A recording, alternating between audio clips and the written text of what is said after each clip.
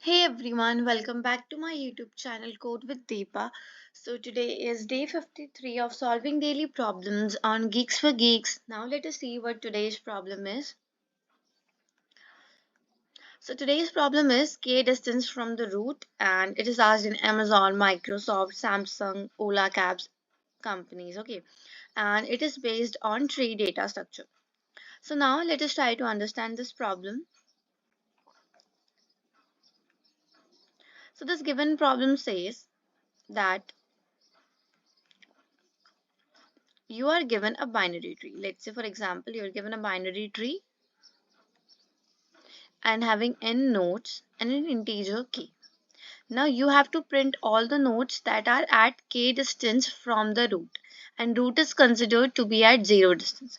I have taken an example here of a tree. This is not a binary tree because in binary tree the root node has only two child. So here you can see that it has three child. So it is not a binary tree. But let's take an example of this tree. So I consider root to be at distance 0, and similarly my next nodes will be at distance 1. Next, after that they will be at distance 2, and at last the roots will be at the distance of 3 here. Okay, all the nodes will be at the distance of 3. Now I have to print according to this k value. If my k value is 2, which means that I have to print these nodes as output, or I have to generate the output like this. So my output for this given tree, if we take example, it should be 4 and 5. So for this problem, we need to traverse in the tree. And for traversal in a tree, we have two approaches, namely BFS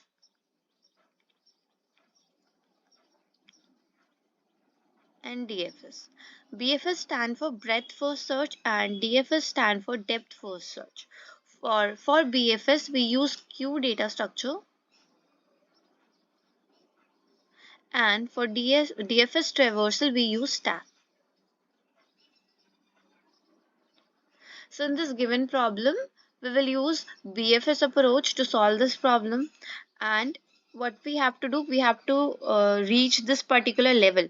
We can also see this distance can also be represented as level, because root is at level number 0.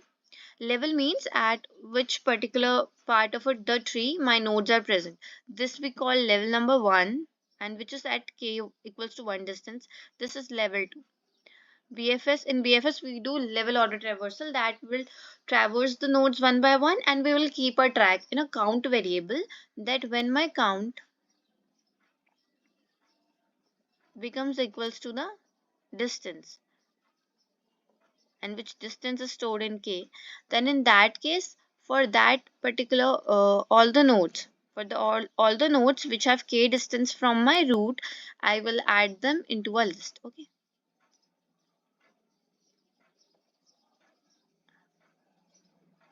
add them to a list. Okay, we'll add them to a list, and we are having a condition of while, that we will check while my queue is not empty. We'll check queue dot empty, which means my queue should not be empty. And other condition will be that my count variable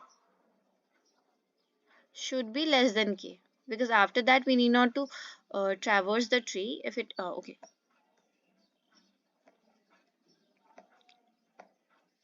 count variable is less than k. Okay, so now let us see the code of this problem in order to solve it. Okay, so see, here first we have declared a queue. As I told you, to store all the nodes, first I have inserted the root node to the queue, because we have to traverse it. If k is equals to 0, which means that I have to return only the root node. So I have handled that this case before, and my loop, this function will end if k equals to 0.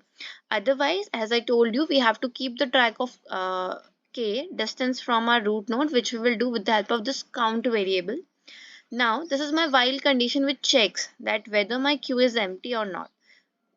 If my queue is not empty and my count is less than equals to k, then only in that case I will traverse, otherwise I will stop. So this is the course code for the BFS traversal. We are taking the size of queue at particular level, then we are traversing it. We are taking the front node. And if for this front node my count value is equals to k, which means that this node is from k distance from my root node.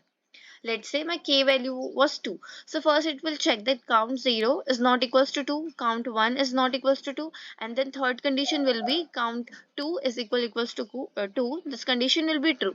So when this will be true, what it will do, it will result dot push back my front data. So result is my vector int array which I have to return as an answer. So I have named it as result. In this result I will store all the data. Okay, so if it gets count equals to k, it will store the data here, and otherwise it will make a call for the left and right node. Okay, and it will push the left and the right node into my queue, and every time this loop ends we will increment the value of count to keep the track of distance from our root node, and at last you have to just return the result. Okay, so now let us try to run this problem.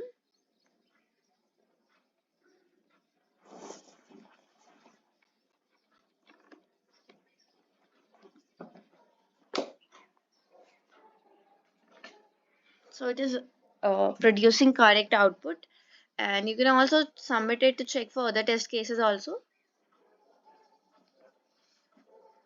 So you can see it has passed all the test cases, and if you have any doubts regarding this problem or any other doubts, please leave it in the comment section.